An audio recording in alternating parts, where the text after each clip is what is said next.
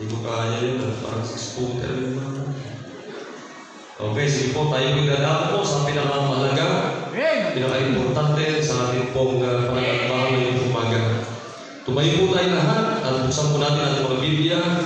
Dito po tayo sa Matthew chapter 28, verse, simulan po natin dito sa verse number 17 hanggang sa 20. Matthew 28, please. Alright, sige niyo po mga bisita natin, pag-share niyo po ang inyong po mga Bibles dito. Dito may bisita tayo dito. Pag-share niyo naman.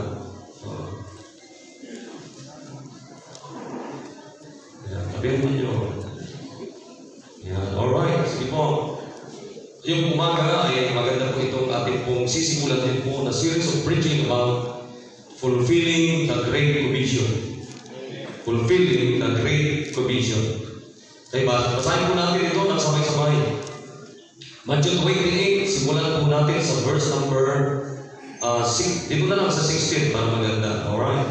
Nandiyan na po ba kayo? Amen? Okay, verse number 16, ang sabi niya, basahin natin ng sabay-sabay. Then the 11 disciples went away into Galilee, into a mountain where Jesus had appointed them. And when they saw him, they worshipped him, but some doubted. Jesus came and spake unto them, saying, All power is given unto me in heaven and in earth. Go ye therefore and teach all nations, baptizing them in the name of the Father, and of the Son, and of the Holy Ghost, teaching them to observe all things whatsoever I have commanded you. And lo, I am with you always, even unto the end of the world.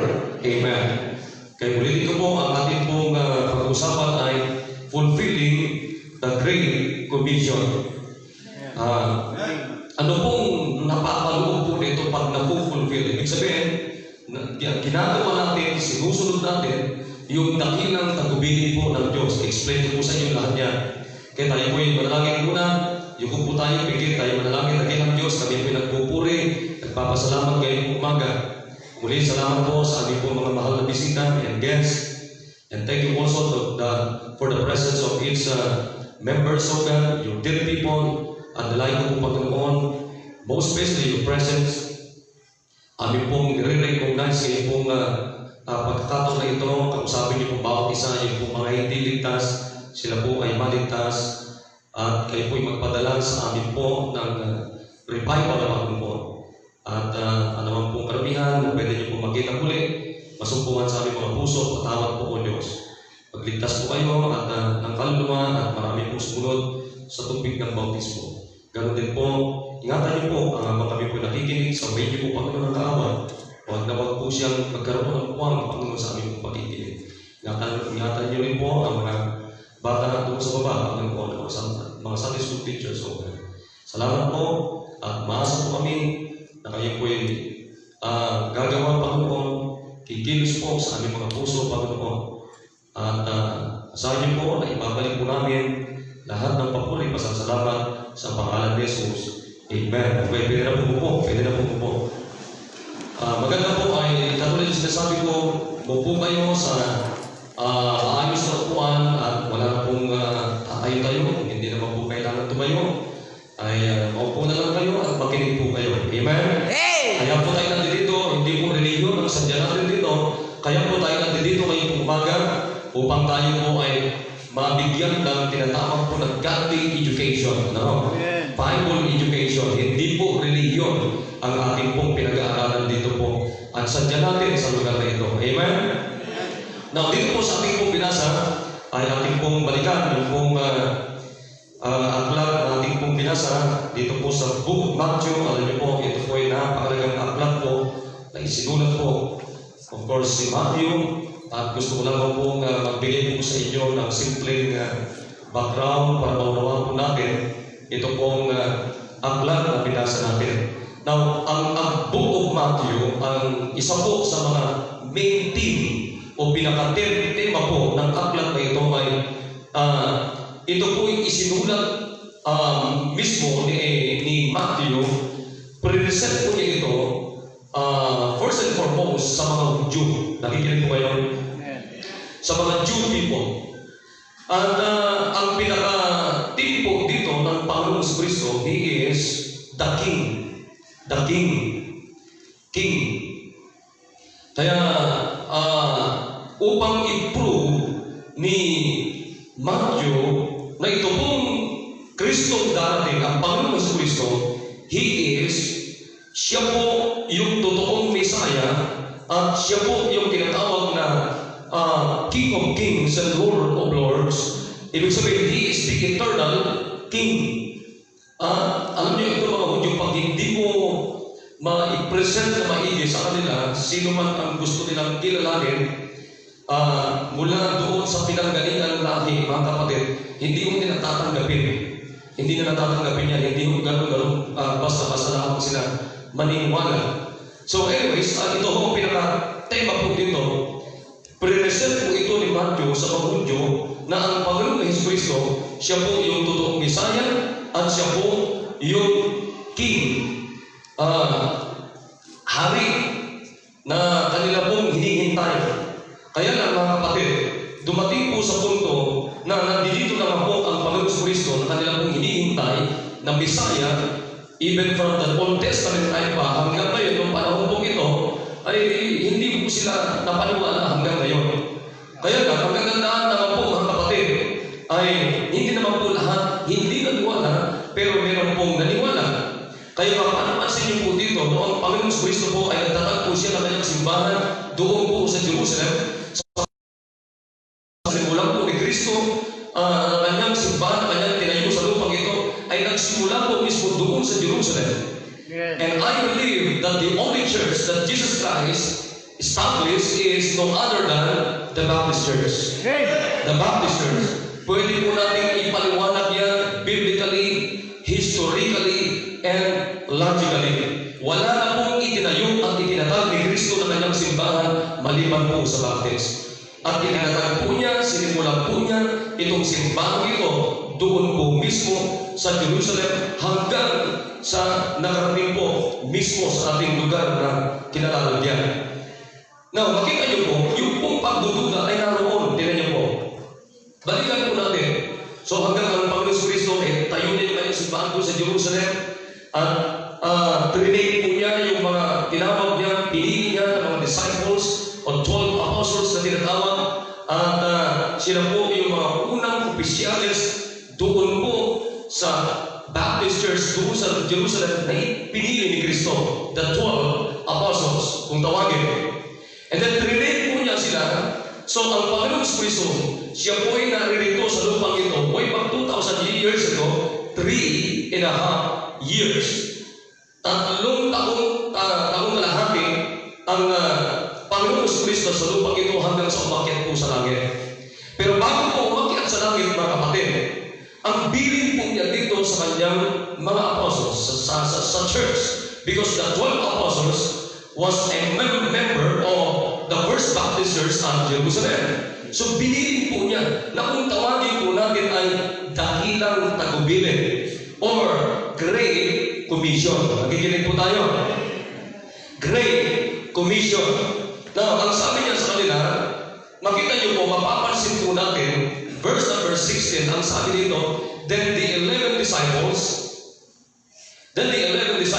went away into Galilee, into a mountain where Jesus had appointed them. Ay, makita niyo po, ang anak ng Diyos, hindi po pwedeng wala tayong specific na lugar na pagtitipunan. Tingnan niyo po, nung paakyat po ang Panginoon, bago paakyat sa langit, sinabihan niya yung mga disipulo niya, ang sabi niya, pumunta kayo sa lugar na ito, sapagkat doon tayo magkikita, o doon kayo magkikita, o doon tayo magkikita. Kaya, merong specific na lugar tayo, tingnan niyo, pag linggo, pupunta tayo dito sa simbahan, dito tayo magkita-kita, at patuloy na mag-aaral ng salita ng Diyos. Subalit, ang sabi ng Bible dito, pumunta po sila. And then, in verse number 17, and when they saw him, they worshiped him, but some doubted. So, mapansin niyo po, meron nag-worship sa Panginoon, meron hindi. Bakit meron hindi? Sapagkat nagdududa lagi yung pagdududa. Kaya huwag tayo magdududa, mga kapatid, sa Panginoon. Amen? Pagka tayo po'y nagtiwala na tumanggap na tayo kay Kristo bilang Diyos, sarili tagapagligtas natin, alisin na natin yung pagdududa. Sapagkat anumang pagdududa natin, yun po ang nakakasira sa ating paglago bilang mga anak ng Diyos. Pero pag nawala po yung pagdududa at papalitan po natin ang pagsunod, mga kapatid, saan tayo kinalaga ng Diyos na magsama-sama at makikinig ng salita ng Diyos, doon po tayo. So ito na ngayon, ang sabi ng Diyos sa kanila, bago umakyat sa langit, and Jesus came and spake unto them, saying, all power is given unto me in heaven and in earth. Go ye therefore and teach all nations, baptizing them in the name of the Father, and of the Son, and of the Holy Ghost, teaching them to observe all things whatsoever I have commanded you. And lo, I am with you always, even unto the end of the world. Amen. So mapapansin niyo po mga kapatid, ito po yung tinatawag na Great Commission. Dakilang tagubilin ng Panginoong Jesucristo sa kanyang simbahan bago umakyat sa langit. Maliwanag po. So, ano po ang meron? Bakit po natin tinatawag na Great Commission? Great Commission. Kaya po natin tinatawag ito na Great Commission o dakilang tagubilin ni Kristo sa kanyang simbahan, mga kapatid, ay ang napapaloob po dito, itong Great Commission na ito ay walang iba kundi yung tinatawag na gospel. Kaya makikita nyo po, tatlo po yung makikita po natin dito. Una, yung po tinatawag na soul winning. Nandiyan po yan. Amen? Kaya sabi niya, go ye therefore and teach. So ano ang ituturo muna natin sa tao? Na si Kristo po ay namatay para sa lahat ng tao. Siya po'y namatay, inilibing, at muli nabuhay. Pangalawa, ano makikita natin dito sa tinatawag natin na Great Commission? Baptism o baptizing. Number 1, evangelizing. Number 2, baptizing. And then number 3, ang sabi niya, teaching them to observe all things whatsoever I have commanded you. Ano naman po ibig sabihin nito? Indoctrination. Nakikinig po tayo? Nakikinig po. So ano po ang nilalakban, mga kapatid, ng Great Commission na ito? Soul winning, evangelizing, and then baptizing, and then indoctrination. Pagtuturo upang ang bawat naligtas at nabautismuhan ay lumago sa salita ng Diyos. Amen. Upang patuloy na maganap yung pong bilin ni Kristo bago umakyat sa langit, na patuloy na mag-soul winning tayo, mag-evangelize tayo, patuloy na magbautismo ang simbahan ni Kristo, at patuloy na lumago ang bawat nabautismo at bawat miyembro sa simbahan ni Kristo. Okay, nakikinig po tayo. Amen. Now, ang unang gusto ko makita niyo po dito, yung po, what is really yung nakapaloob po mismo doon po sa tinatawag na Great Commission. Number 1, mga kapatid, nandiyan po yung tinatawag na gospel. Gospel. Wala pong full gospel. Nakikinig po tayo? So therefore, walang half gospel. Isa naman po yan, gospel. Amen. Ano po ang ibig sabihin ng gospel? Pag sinabi natin gospel, sa Greek word ay euangelion. Euangelion. Yan. So the word gospel is derived from the Anglo-Saxon word, which means the story concerning God. Pag sinabi natin Anglo-Saxon, Old English, ibig sabihin po, mga kapatid, ay yung basic, yung napakasimpleng intindihin. Kaya pag sinabi natin gospel, it means the story concerning God. The story concerning God.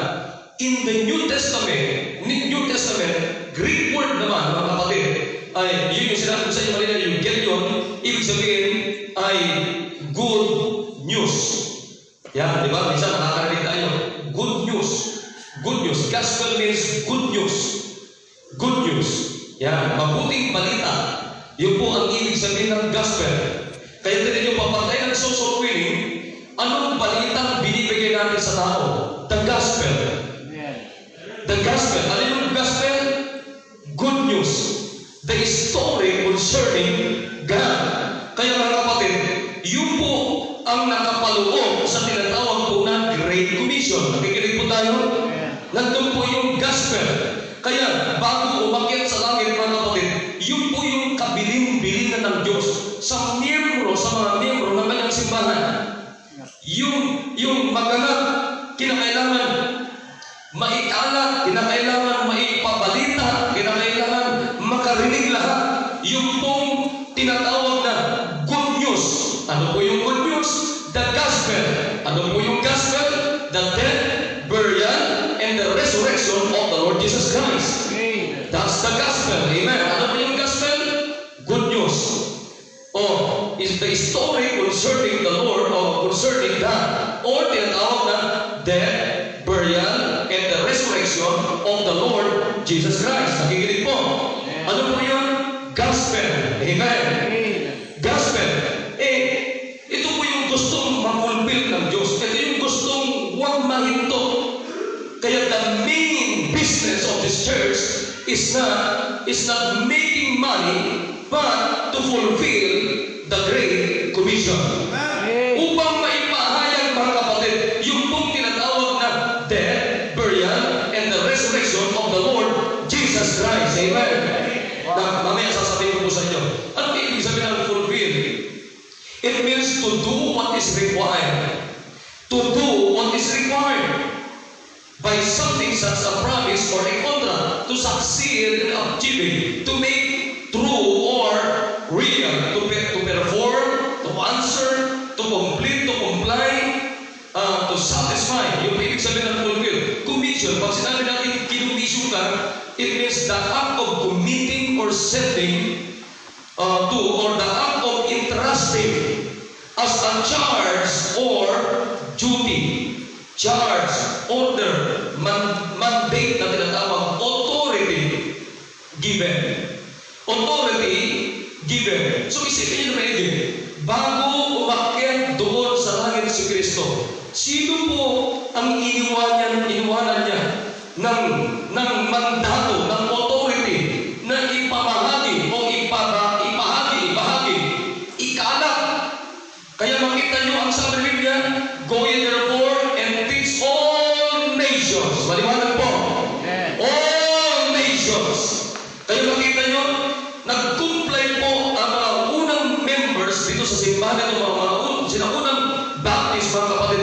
Kaya makita nyo, yung pong Ebanghelyo ni Kristo, from Jerusalem hanggang sa Pilipinas, Baguio City, Kias mismo, nakarating yung gospel. At yung mga kapatid, sapagkat meron pong sumunod doon sa dakilang tagubilin ni Kristo na mga naunang mananampalataya sa atin. Nakikinig po? Sasabihin ko po sa inyo, ano po yung napakagandang meron sa atin pag tayo po mismo ay involved sa fulfillment ng gospel, ng Great Commission na iniwan ni Kristo sa kanyang simbahan. Amen. So, ibig sabihin mga kapatid, tayo po yung binigyan ng Diyos ng mandato.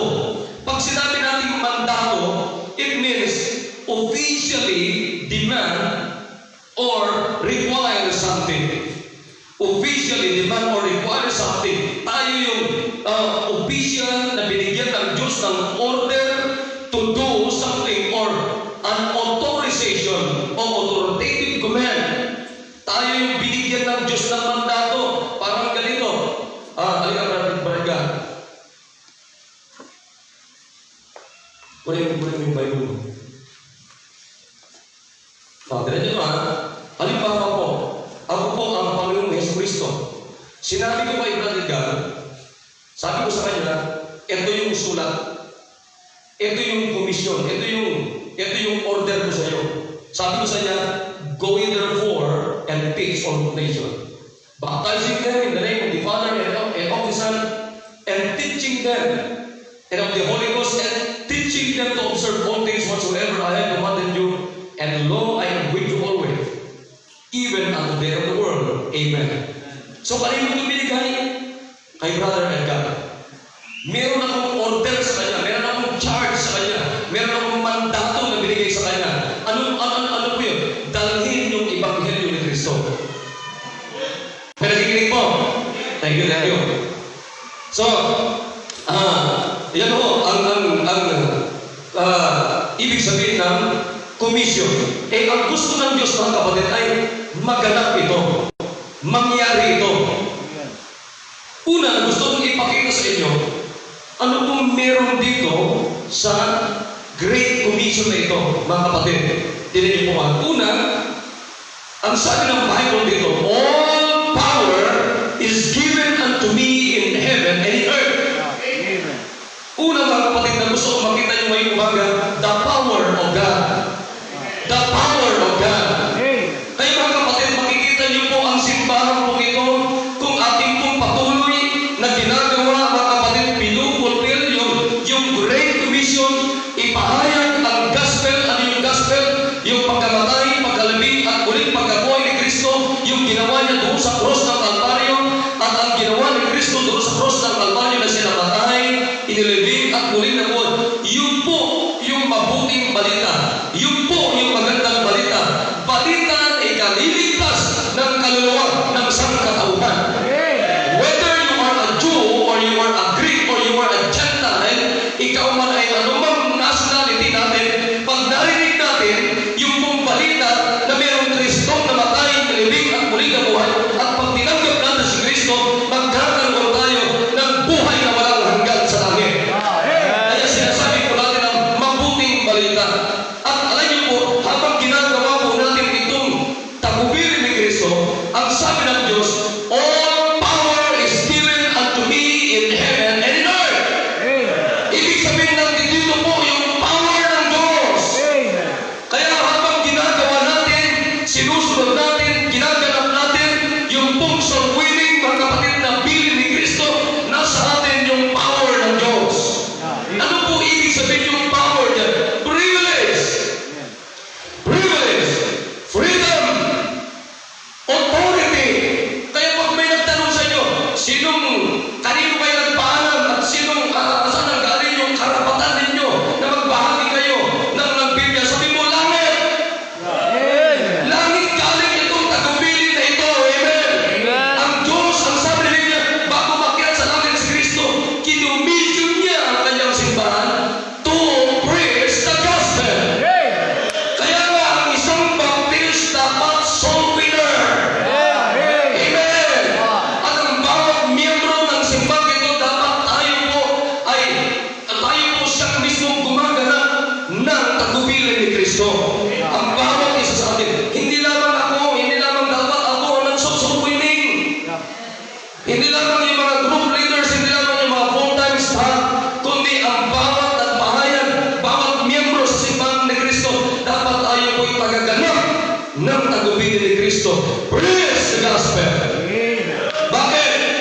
Tingnan niyo po, nandyan yung power ng Diyos. Amen. Nandyan yung power ng Diyos. Pangalawa, nandyan yung presence ng Diyos. Nakikinig? Nandyan yung presence ng Diyos. Tingnan niyo po, anong sabi ng Biblia? Go ye therefore and teach all nations, baptizing them in the name of the Father. And ano meron dito, mga kapatid? Father, and of the Son, and of the Holy Ghost. Amen. Nandyan yung presensya ng Diyos. Amen. Kaya makita niyo, mga kapatid, pag ikaw ay lagi nagsosoul winning, nasa iyo ang presensya ng Diyos. We believe that God is everywhere. Lahat ng tao ay naroon ang Diyos. Pero iba po yung presensya ng Diyos if you are going to fulfill the Great Commission. Amen. Ay makikita nyo kahit anong gawin nila para sirain ang simbahan ito, hindi nila kayang sirain at gibahin, kapatid, ang Baptist Church. Ilang centuries na, ilang dekada na, mga kapatid, ang naranasan na persecution ng Baptist Church. Pero hindi po nagtagumpay ang persecution because Baptist is more powerful than the world. Mas makapangyarihan ang simbahan ito, kapatid, kaysa ang mundo. Sabagat nandito ang power ng Diyos.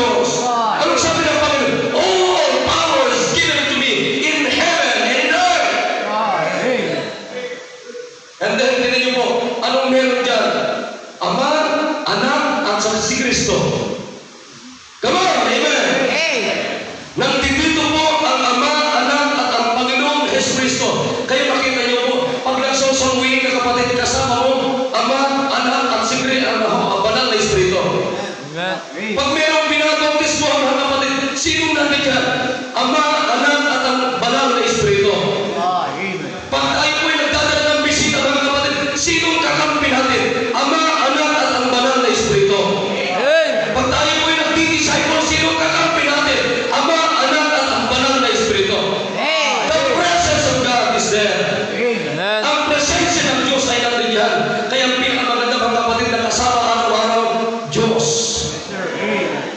At pag ginagawa niyo po ito, mga kapatid, sasabihin ko sa inyo, nasa inyo ang power ng Diyos. Nasa inyo ang presensya ng Diyos. At ang sabi ng Diyos, ito yung napakaganda. Sino ang kasama natin? Father, the Son, and the Holy Ghost. Hanggang kailan natin kasama? Ang sabi niya, teaching them to observe all things whatsoever I have commanded you. And lo, I am with you always. Yan ang maganda niya, mga kapatid. Kasama natin ang Ama, ang Anak, at ang Banal na Espiritu. Ang sabi niya, always, even unto the end of the world. Amen. O, kaya makita niyo, mga kapatid, walang pwedeng sumira sa simbahan ito. Bakit nandito ang power ng Diyos? Walang pwedeng makatibak sa simbahan ito, makasira sa simbahan ito. Bakit nandito ang Ama, Anak, at ang Banal na Espiritu? At hanggang kailan natin kasama ang Ama, ang Anak, at ang Banal na Espiritu, even unto the end of the world. Kailan natin kasama? Always. Amen. Kaya pag nagsasalwingin ka, huwag kang malungkot kahit mag-isa ka. Nagbabible study ka, huwag kang malungkot kahit mag-isa ka. Huwag kang ma-discourage. Bakit? Wala ka bang kasama na tao, pero kasama mo ang Ama, ang Anak, at ang Banal na Espiritu. And then pangatlo, the protection of God. The protection of God. Tingnan niyo po, ano sabi ng Biblia? We are eternally protected pag pinupulpil natin, mga kapatid, yung dakilang tagubilin ni Kristo. Amen. Tingnan niyo po, ano sabi niya? Teaching them to observe all things whatsoever I have commanded you.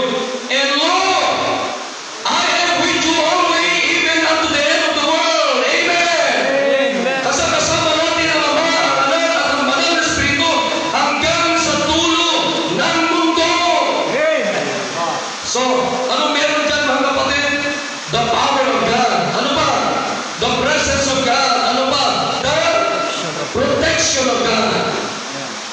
And then, pangalawa, the hand of the Lord. The hand of the Lord. Tingnan niyo po dito. Sa verse na, Acts chapter 11. Tingnan niyo po.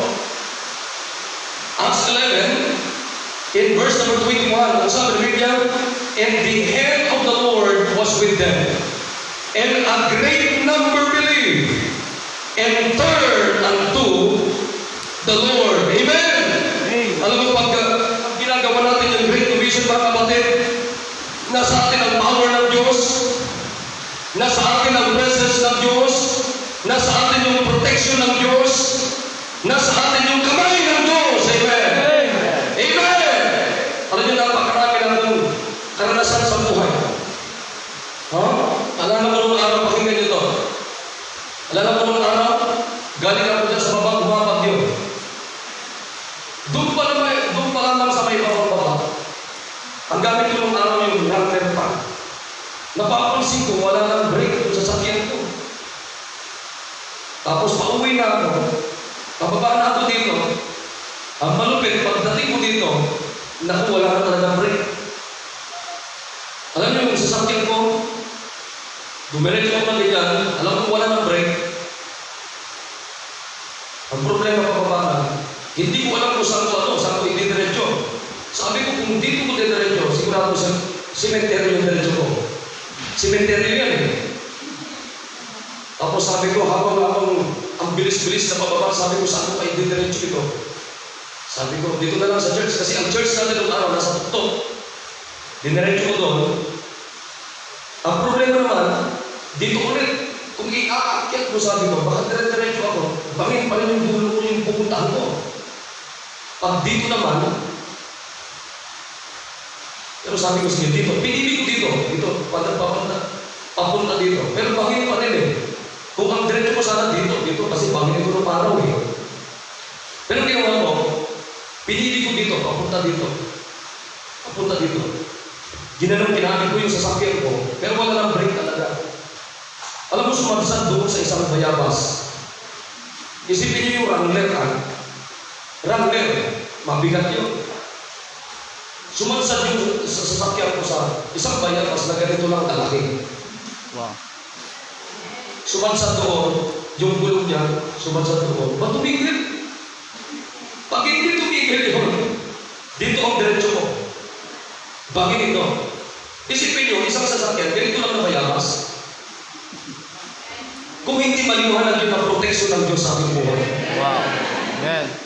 Oh? Alala mo, ewan ko, naalala mo ni Brad to. Alala mo yung kinakadyon natin yung Complugs. Yung service natin dito sa church ng araw, hindi mandar, ay mandar. Nagsimula kami dito sa may paladahan dyan. Tulak, hanggang doon sa may sementeryo, ayaw pa rin. Umaga magsusundo si Brad to. Ayaw mandar. Sabi ko, sige Brad, last na lang nakadyon. Nakarating kami doon sa dulo, yung sementeryo, masukan pa yan ng araw. E di, sige, sabi ko last. Sige, tulak. At tulak na gano'n, mabuti hindi umandar. Kasi kung umandar yun, tinignan namin, nandito yung dulo ng jeep, eto, bangin na. Sabi ko, pag umandar to, sigurado, bangin. Siya nagtutulak eh. Ako yung nagkadyot eh.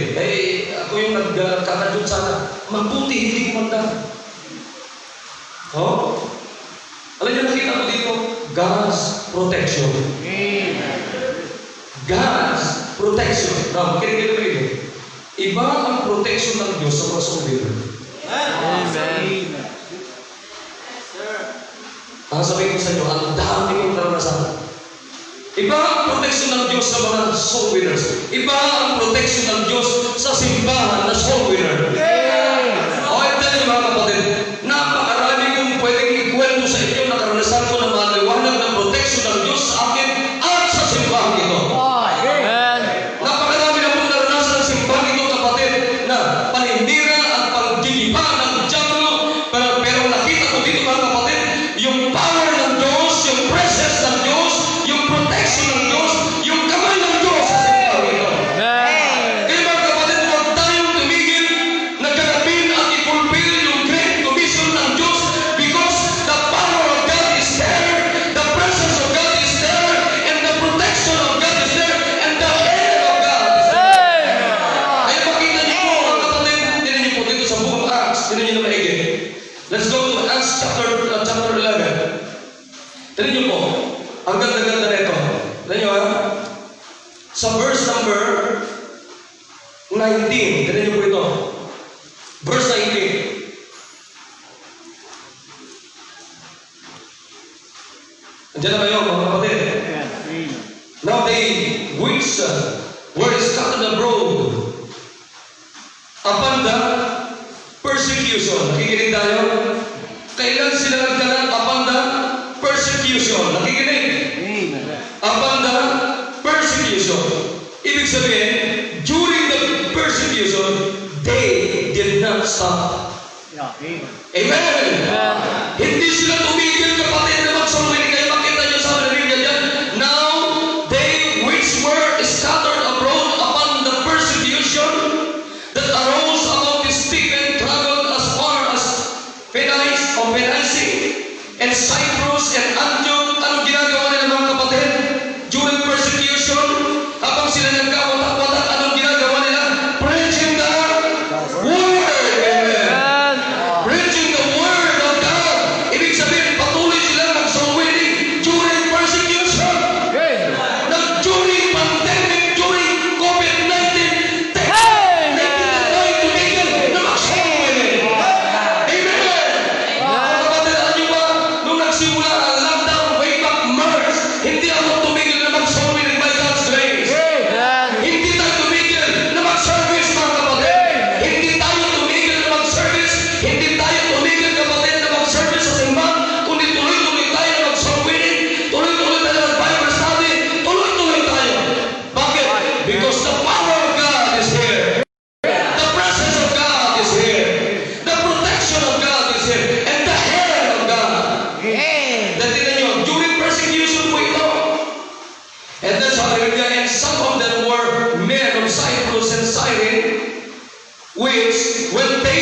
come to Antioch, spake unto the Christians, preaching the Lord Jesus. Amen.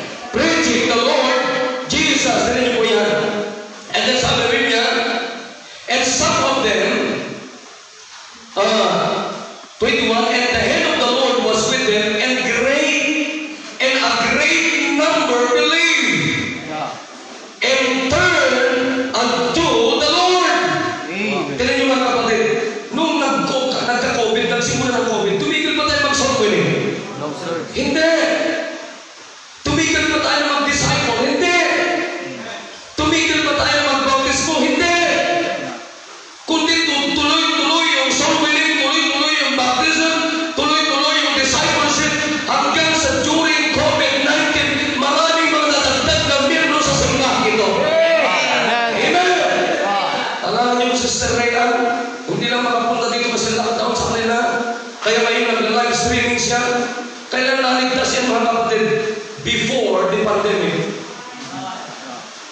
Before the pandemic. Pero kailan nakarating sa simbahan? During pandemic. Amen. Lalo mo sinusundo ko yan, sinusundo ko. Tapos ihahatid ko kasi walang sasakyan. Sundo, hatid. Hanggang sa na-baptismo siya. Hanggang sa nagkaroon na ng Bible study sa kanila.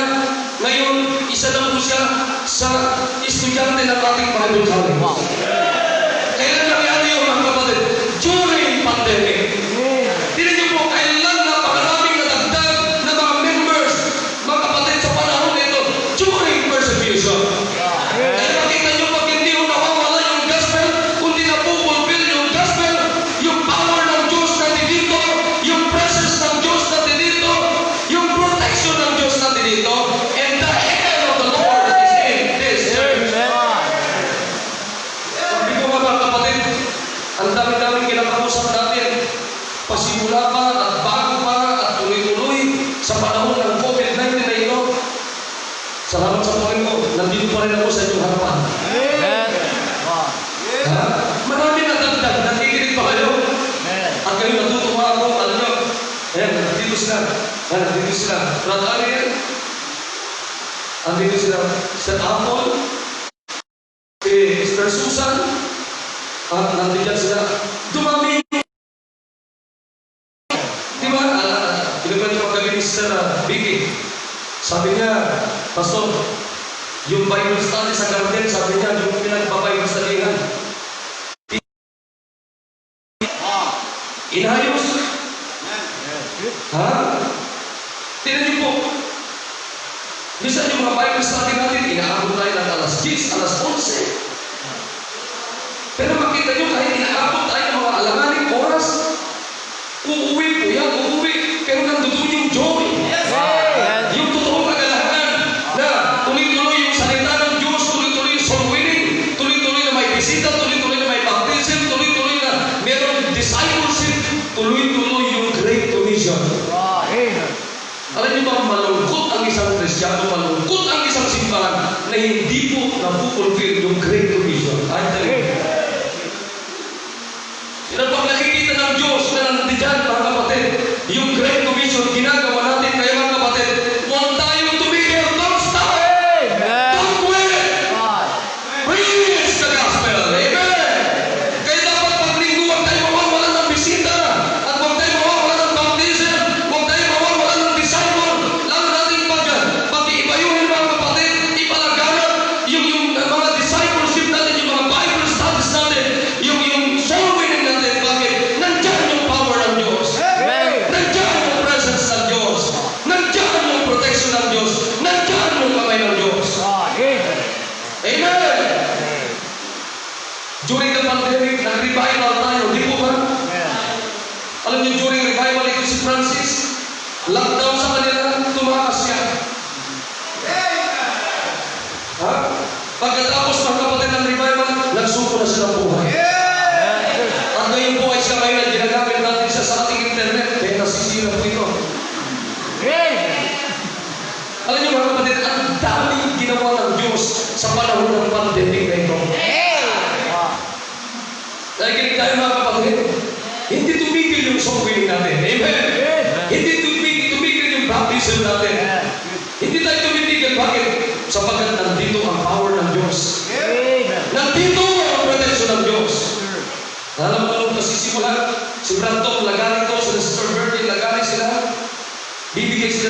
maganda, bibigay sila ng mga dyan.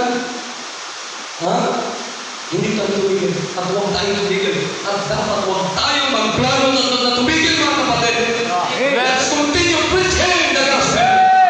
Amen. Continue preaching the gospel. Sapagkat ang sabi ng Biblia, all power is given unto me in heaven and earth. Mas powerful ang Diyos natin kaysa virus na ito. Kaysa COVID-19 na ito. Mas powerful ang Diyos natin. At hanggang ngayon, mga kapatid, tinan nyo ha, marami akong pwedeng kwento patungkol sa protection ng Diyos. Marami din kayong pwedeng ikwento patungkol sa protection ng Diyos. Meron tayong kanya-kanyang kwento. Di po ba? Makinig kayo. Alam nyo ba sabi ng Biblia? Pag nandyan ang kamay ng Diyos, walang makakapigil kahit sino. Yes, sir. Naruhan niyo po, mga kapatid? Walang pwedeng kukontra dyan. Kaya tignan nyo ang sabi ng Biblia dyan. Sabi ng Bible dyan, and the hand of the Lord was with them. Papaano natin, kapatid? Ano ang gagawin natin para yung kamay ng Diyos nasa ating simbahan? Preach the gospel.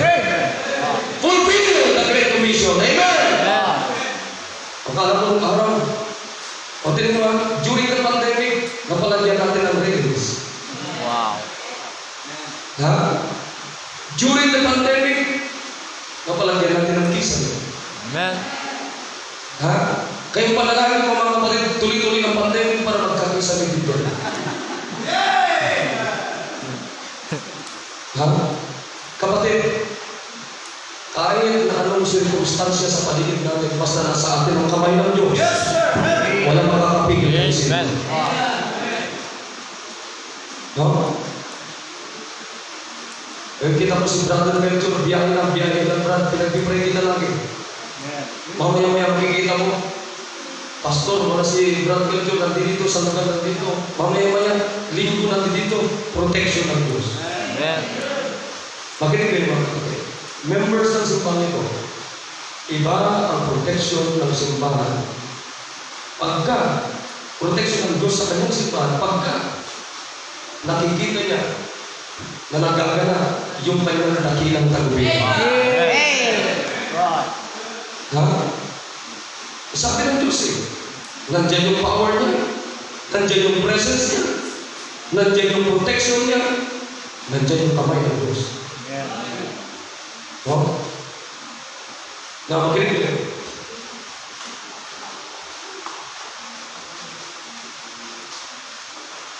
Kailan naligtas si Apostol Pablo? During persecution. Bakit? Sapagkat hindi tumigil ang mga anak ng Diyos. Tignan niyo po, maraming bago. Ang dami, alam niyo ba na napakaraming bago? Dinagdag ng Diyos during pandemic. Ha?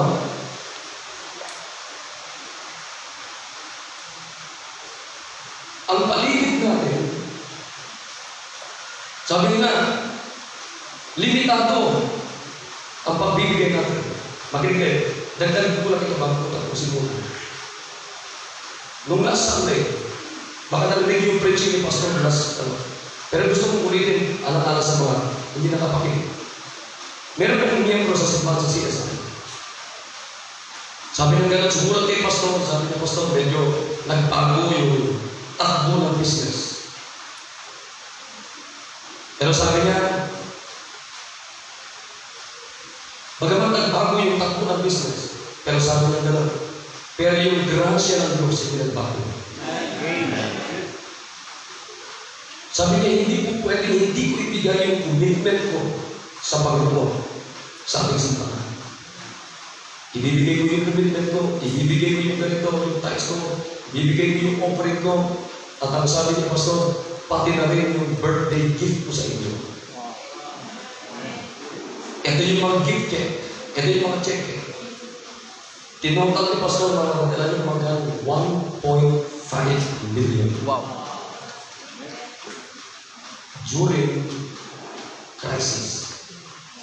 During pandemic. Kaya huwag niyong sabihin na, Pastor, walang pwedeng ibigay sa Panginoon. Amen. Wala ka bang 1.5 million at mahalaga maging alis ka sa Diyos. Amen. Ha? Kaya, alam niyo yung mga scholar sa PSS, tuloy-tuloy ang scholar sa ito. O kung hindi mo kayo natutuwa, tatawagan mo si Pastor mamaya na huwag nang ituloy kasi hindi kayo natutuwa. Amen. Ha? Ang kapatid, ang paglilingkod sa Diyos, hindi po kayang pigilan anumang sirkumstansya ng mundo ito. Amen. Ha? Ang mga wala, mga kapatid sa inyo. Kaya makita nyo, sa panahon ng pandemic, kapatid, punong-puno na ang mundo, ang mga walang Diyos, punong-puno ng reklamo, dapat ang anak ng Diyos, punong-puno ng pagpapala. Ha? Nagilig ba tayo mga kapatid? Amen. Paano ka mapupuno ng pagpapala? Fulfill the Great Commission. Spiritually, physically, financially, pagka soul winner ka mga kapatid, nasa iyo lagi ang kamay ng Diyos. Nasa iyo lagi ang protection ng Diyos.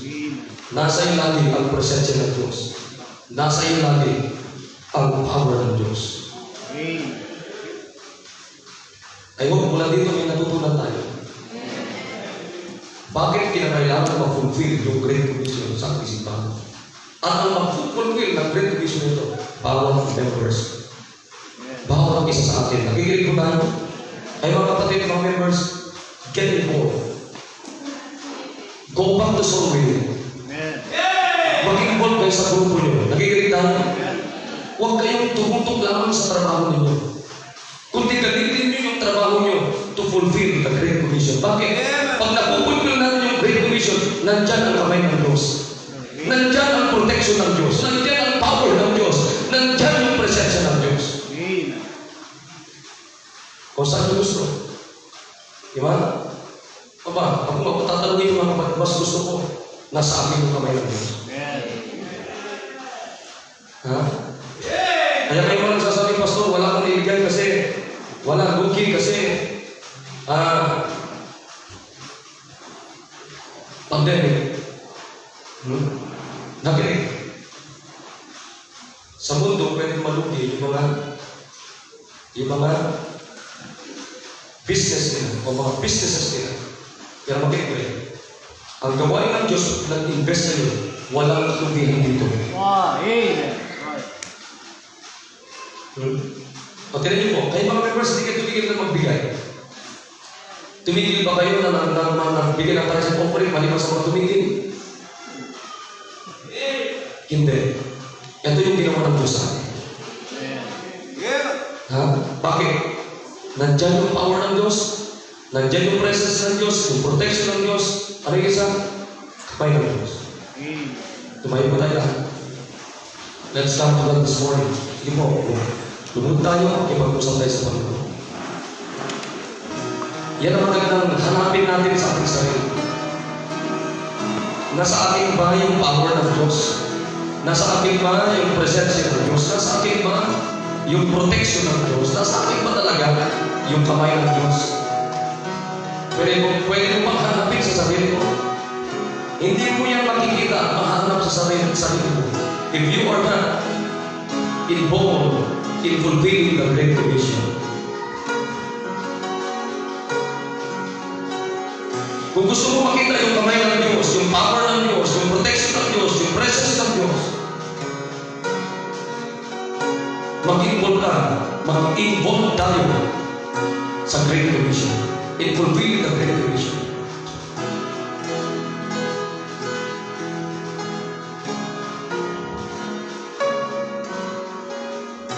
Huwag lang tayo magsimba-simba. Pinamahal pa, ano bang narinig natin sa mensahe? Pagbalik natin.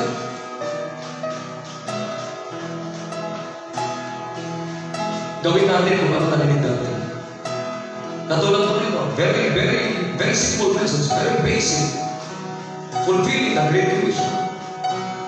Kasama po ba kayo sa pagtupad ng dakilang tagubilin ni Kristo?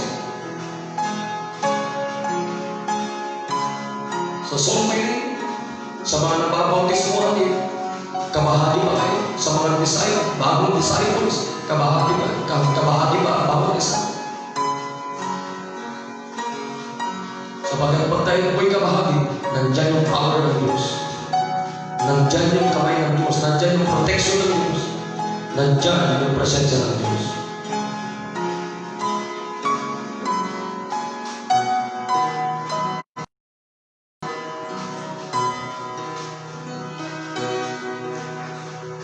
Dakilang Diyos siya. Mapagpalang magpangyari po sa lahat. Salamat na binigyan niyo kami, Panginoon, ng specific na trabaho bago kayo umakyat sa langit. At ang bawat isa sa amin, Panginoon, bilang miyembro sa inyong simbahan, dapat kami po ay kabahagi. Dapat kami po ay involved.